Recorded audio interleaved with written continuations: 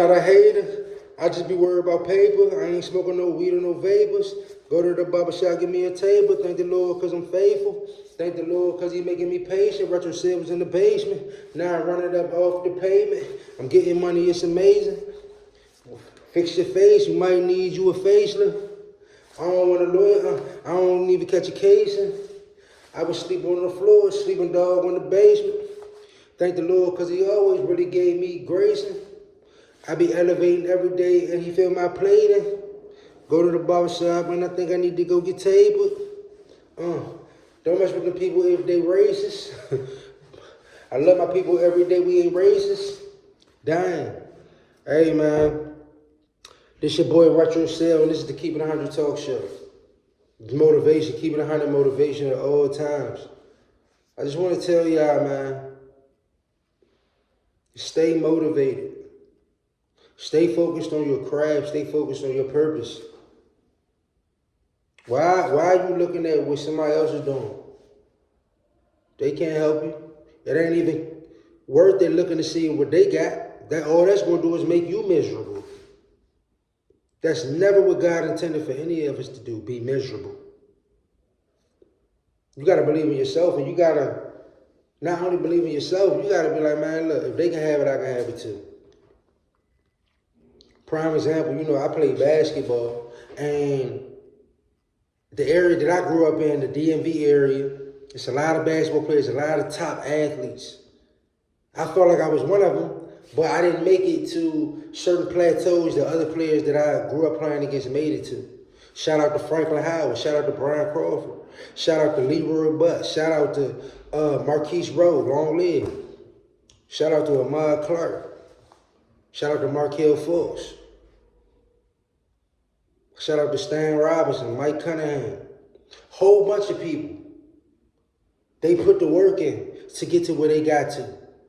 And I saw that and I used it as motivation, not just in basketball life, but in my life period. Like if I want something, if I want to be the best, not only am I going to believe that I'm the best, but I'm going to put the work in to be the best, and I'm going to put myself in situations to show that I'm the best.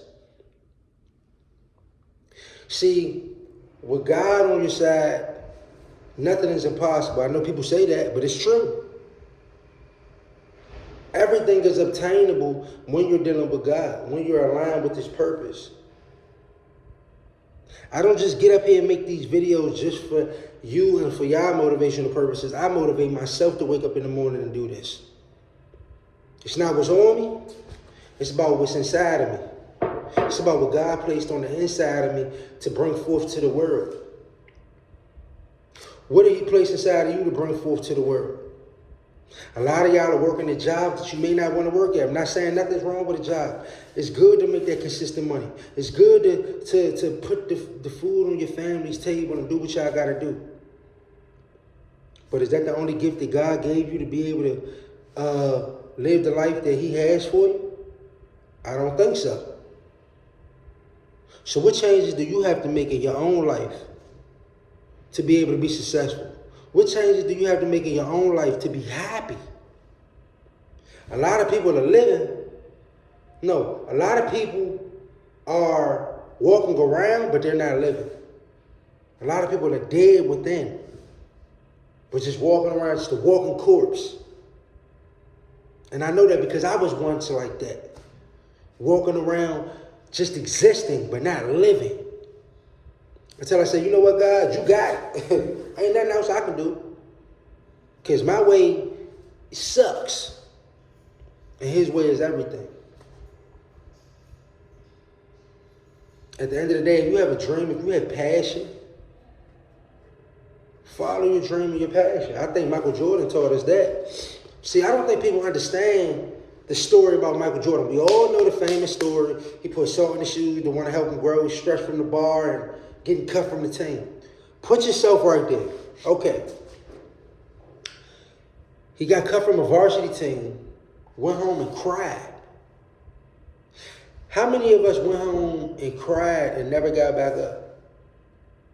How many of us went home and cried and then went into another industry or fell short and said, you know what, I'm not even going to pursue that no more? How you know God wasn't going to give it to you if you was willing to work? Michael Jordan said, bump that. See, that's why it's important to have people around you to uplift you and not bring you down. Yeah, sometimes, a lot of the times, you got to be self-motivated. But it's good to have people around you to keep you motivated and to keep you, to make sure that, hey, look, if this is really what you want, this is what you have to do to get it. Shout out to my boy, Zay Rob. We always say, we ain't yes men. If you want something, you have to go put that work in. Because the truth of the matter is, nobody's going to feel sorry for you if you don't get it. And the people that believe in you, they're not going to feel sorry if you choose to do something else. They're going to rock with you. But how you know that's not what God wanted you to do? Obviously, God wanted Michael Jordan to play basketball. Look at what he did. You hear me? Michael Jordan went home, called his coach up, whatever he did, put the work in. See, people don't understand. Bro, that summer period, he ain't had no summer. I'm pretty sure it was hell. He probably cried, went through the hardest, toughest workouts that he's ever been through. But it prepared him to go do his thing up at UNC Chapel Hill. It prepared him to get drafted to the Bulls and do his thing for the Bulls. And all the things that came with it, the good and the bad, it prepared him. Because he knew how far he came, that he wasn't going to let anything deteriorate that or take that away from him. That's the same way that we should all be when it comes to our dreams and our passions. What are you dedicated to? Because when you work for it, you shouldn't let somebody just come take it. If they're able to take it, they either worked harder than you or you didn't really believe in yourself and you just gave up. Because if you really believed in yourself and all of that, you wouldn't allow anybody to take your dream, your hard work from you, the money that you put in for your hard work or anything, your business, anything. You fight for what's yours.